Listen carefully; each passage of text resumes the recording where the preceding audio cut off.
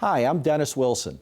At Delta Dental of New Jersey, we're committed to educating the public about the importance of good oral health and its role in our overall health and well-being.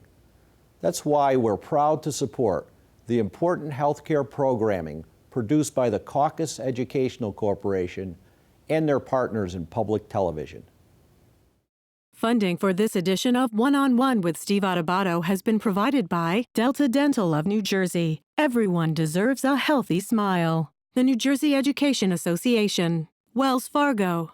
New Jersey Sharing Network, dedicated to saving lives through organ and tissue donation. The law firm of Gibbons, P.C. Verizon. And by NJ Best, New Jersey's 529 College Savings Plan. Turn a dream into a degree. Promotional support provided by the New Jersey Business and Industry Association. And by New Jersey Monthly, the magazine of the Garden State, available at newsstands. This is One-on-One. I'm an equal American just like you are. The jobs of tomorrow are not the jobs of yesterday. Look at this. You got this? Here it is, man. Look at that. Life without dance is boring. When you first heard that they were doing Charlie Rose and Gayle King, didn't you go, what? Do you enjoy talking politics? No. People call me because they feel nobody's paying attention. Our culture, I don't think, has ever been tested the way it's being tested right now. Such a good question. High five. Welcome to One-on-One. I'm Steve Adubato. We're pleased to introduce one of the great educators as part of our series we're doing that honor the great educators in our state, Robert Clark, who is Director of Bands at Long Branch High School. How you doing? I'm doing well, thank you. This is part of our series we're doing in cooperation with the New Jersey Education Association, Classroom Close-Up, a great series on NJTV, right? Wonderful. In about a minute, we're going to be seeing a video of you doing something with smart music. Smart music, yes. What is it all about? Well, it's the classroom is changing, and we have to keep up with the changes. So technologically, smart music is an online tool where we use it to kind of gauge the students' progress. They have method books that we used to have to go to the music store and buy them. Now they're all online. And a student can kind of play into the computer. They can play it back. They can maintain it online as a portfolio of their accomplishments. Tells them which notes they're getting right, which notes they're getting wrong. They could send it to me. I use it as an instructional tool.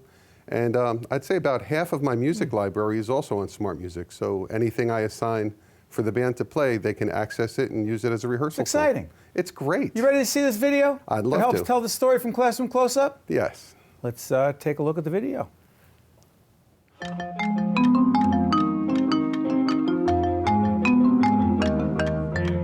Art education is important. The music education is ridiculously important. The students can succeed because they feel secure here. They feel secure enough to experiment, to fail, and they have enough pride to want to get better. For Robert Clark, helping his band students get better is a top priority.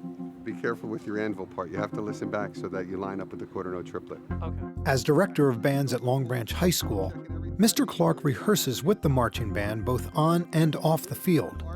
Let me change that. He's also using some interesting technology during rehearsals. Okay, moving through. Here we go.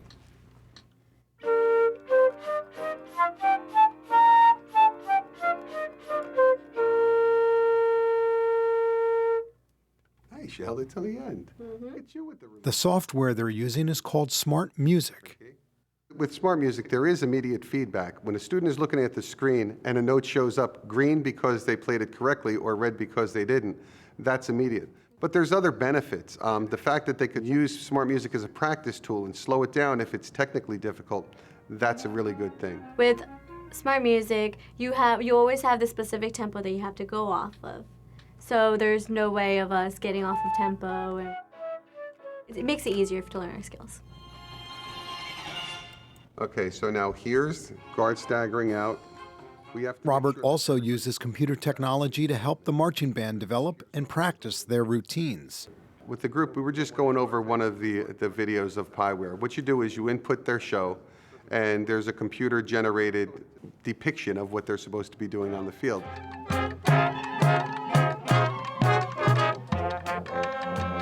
the software does help.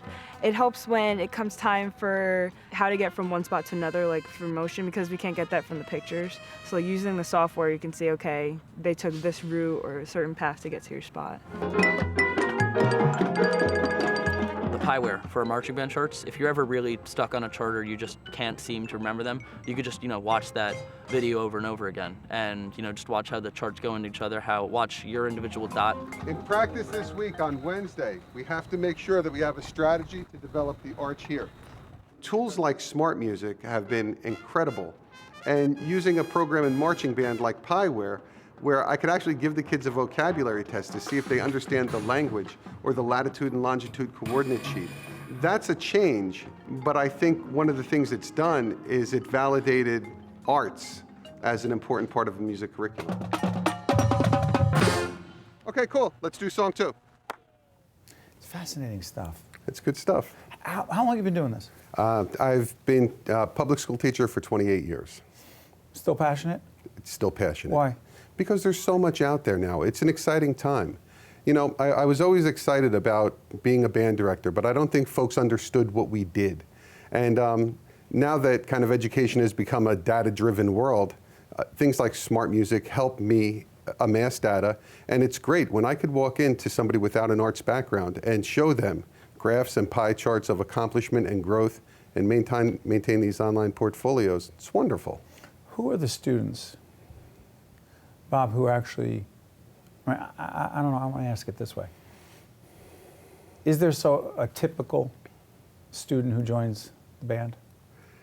I don't know if there's a typical student. I know what kinds of students join the band? Kinds of students join band who are the kids who want a challenge. I think that a lot of the bright kids just migrate towards challenging activities, and band students are the ones who show up early. They show up prepared, and that's kind of all the lessons that are inherent in a band class. Are they a family? Very much so. They're really a family? They're really How a family. So? No real learning can take place, I believe, without a strong relationship. And with a lot of these students, I meet them when they're in middle school because I go down and bring them along. I'm lucky enough to be in a school district that finances a summer arts program, so I teach them through the summer. It's a big deal. It's a big deal, and I have a 4 to 5 year relationship with these students and their families, so it is a family. How supportive are they of each other in terms of the relationships they build? Just like a family. We celebrate each other's successes and the little bumps in the road we have to handle as well. And it's good because in a band class, the leadership is inherent. Kids kind of come up, the freshmen kind of learn what to do, and then you start to see the shoes open up and they have to fill the shoes of those who have moved on. And it's really a good system.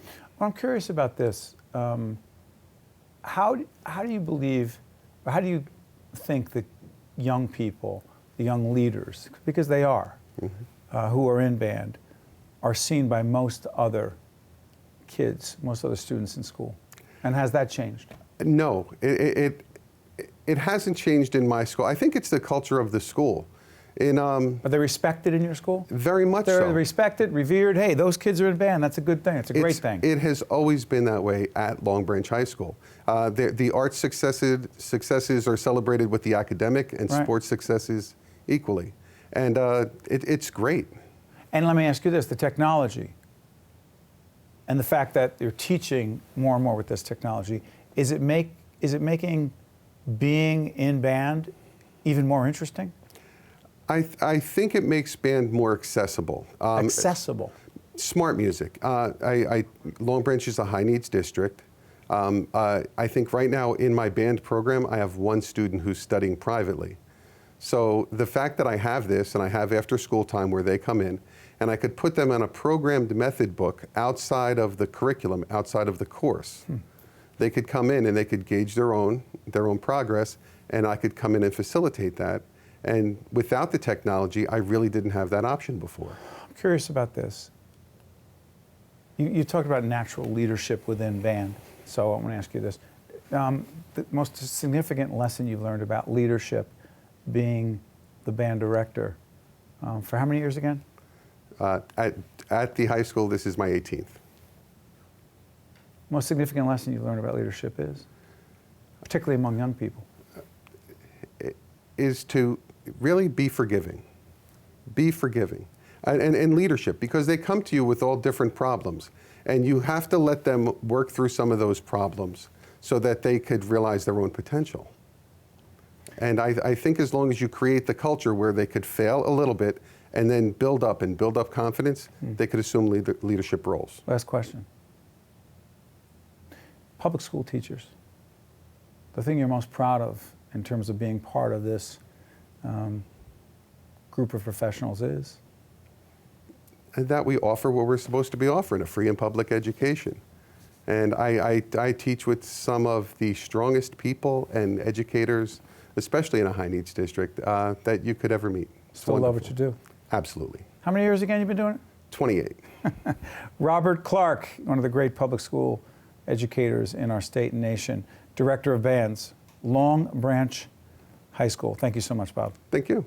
Stay with us. We'll be right back right after this. Thanks, Bob. To see more one-on-one with Steve Adubato programs, visit us online at steveadubato.org. If you would like to express an opinion, email us at info@caucusnj.org. Find us on Facebook at facebook.com/Steve Adubato PhD and follow us on Twitter at Steve Adubato. We're here with Chris Napoli, who was a patient over at the Cancer Institute at Hackensack. You're 20 years old? 21 now. Sorry about that. 20 when I was diagnosed. Tell folks what you were dealing with. Well, I was a 20-year-old college student playing college football and studying business down at the college in New Jersey, getting ready to head down to school late July for football camp when I was diagnosed. And, it had really struck me from out of nowhere. It came completely from left field. Didn't expect it, didn't really see any signs coming of it. And it really kind of just took a lot away from me then. Took me out of my normal routine life. Was no longer a college student, was then home in a hospital for the next 8 months. 8 months? 8 months. And not consecutively. I was outpatient treated, but about 4 or 5 days a week, I was in the hospital receiving chemotherapy. And, those were some of the 8 toughest months of my life, hands down, no question about it. But, however, Hackensack University Medical Center and the New York Giants played a huge part in helping me get through those 8 months. How so? The doctors and nurses, child life specialists, everyone at the hospital had really, played a large part. First of all, the doctors and nurses had controlled my health, done a great job, had gotten me to be here today, had, given me the opportunity to live a healthy life again. The child life specialists, everyone else at the hospital, did a great job keeping me in positive spirits with a positive mindset and, assured me that I could get through this tough time. Along with the New York Giants, they also played a big part in that. Some of my toughest times last fall, the New York Giants had come in to visit. The players? The Giants rookies, Odell Beckham, Devon. Beckham came in. What was that like? That was pretty cool. You get to see them all dressed up in Halloween costumes. It was really a different atmosphere in the Rutan clinic that day.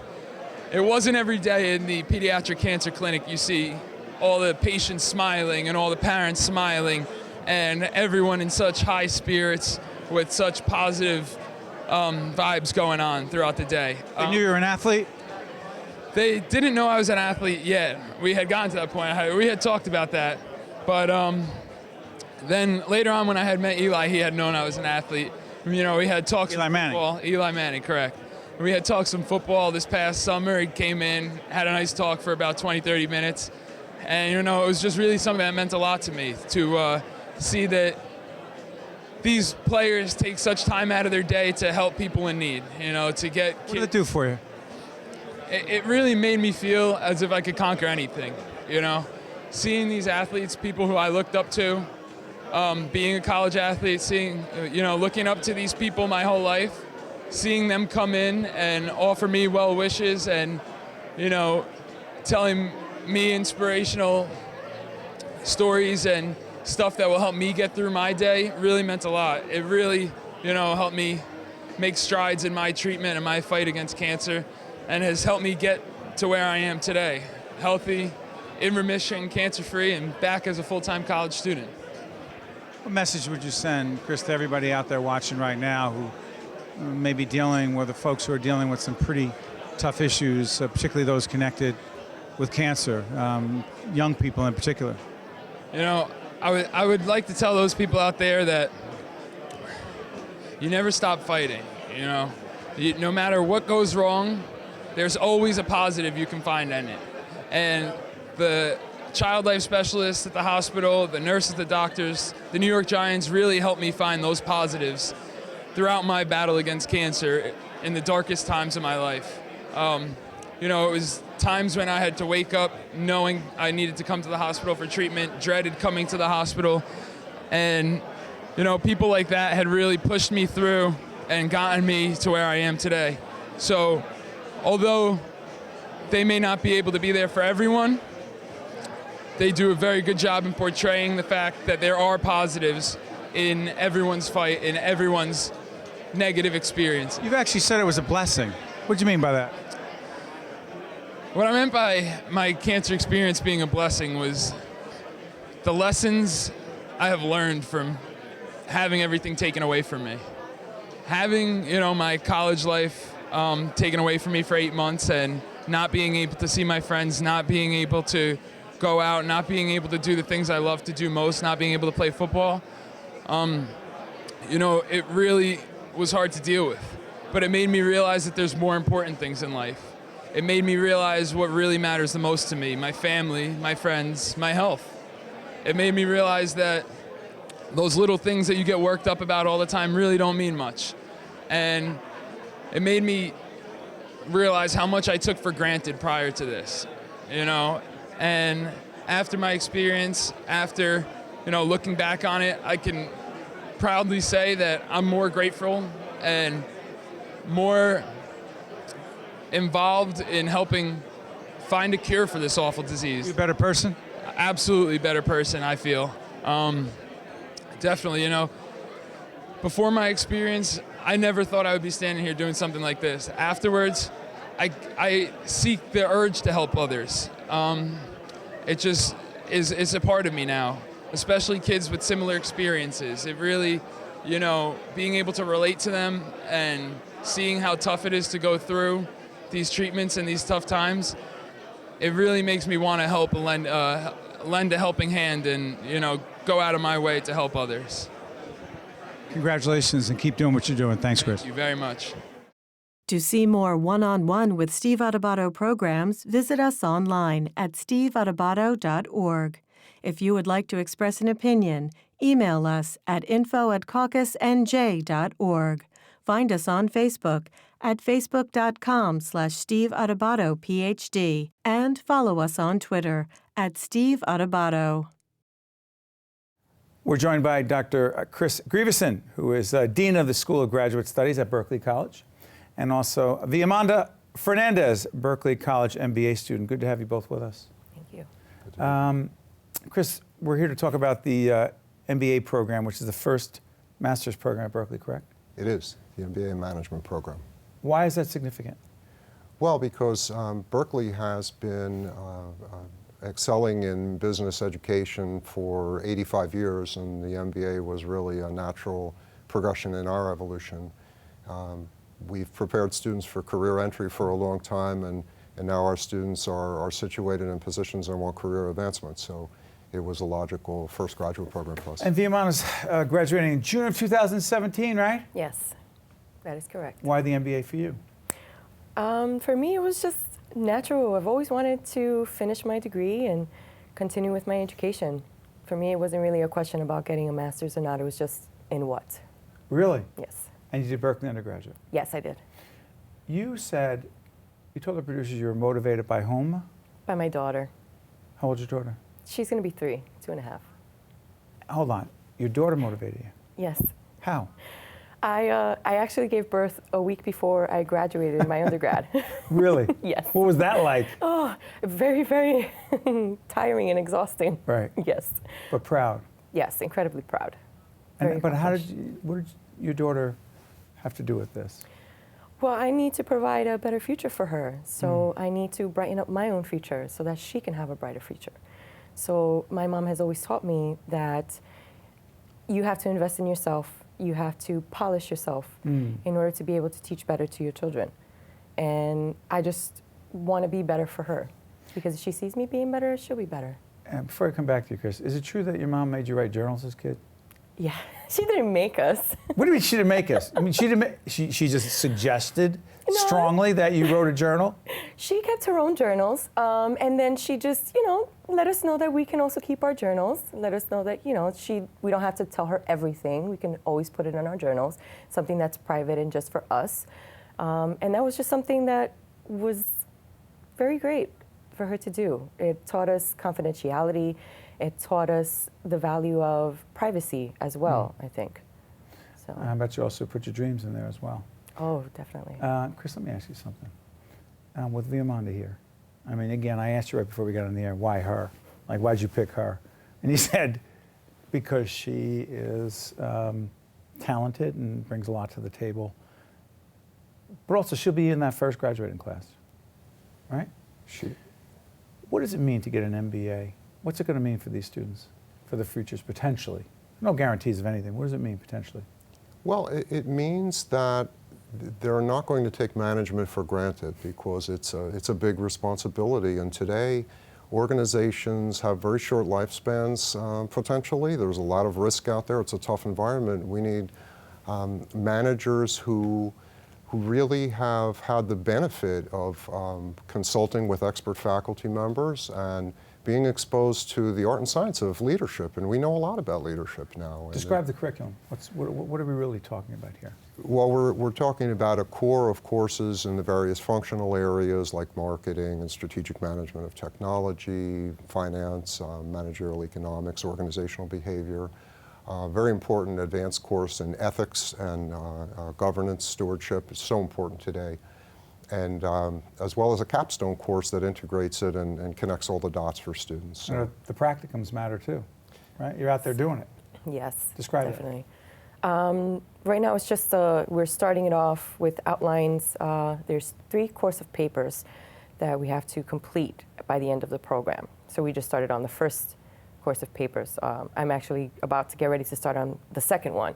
So it's just basically putting what you've learned down into real life situations, real life experiences, determining what areas were affected within your job. But it's actually, sorry for interrupting, it's actually putting what you are learning into real life experiences, right?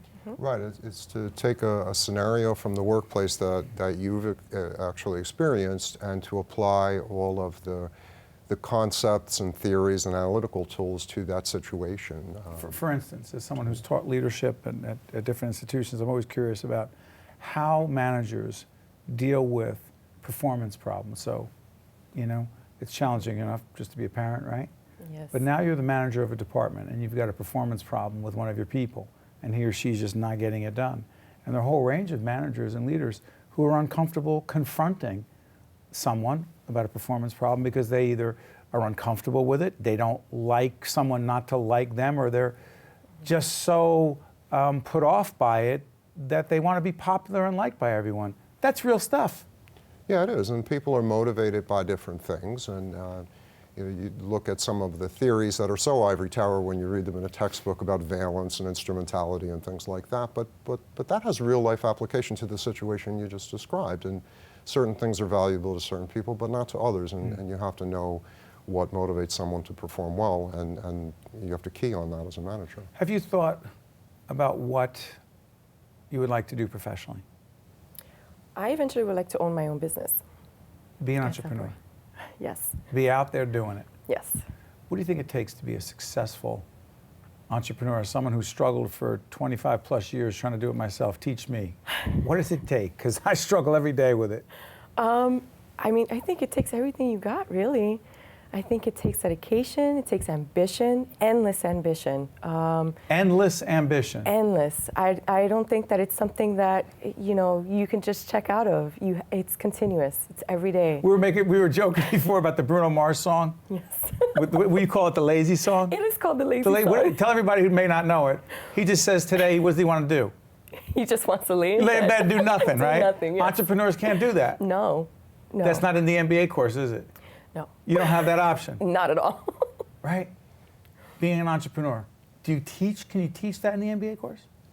You can bring entrepreneurs in, and I think one of the things we want to do is to bring, we have such talented executives in our region, in government, in not-for-profit organizations, and in corporations, and they come to Berkeley and they share with students just things that are priceless, better than any case study, and I think that's how you And you bring them in. Also, I want to be clear, courses can be taken in classrooms, but also online?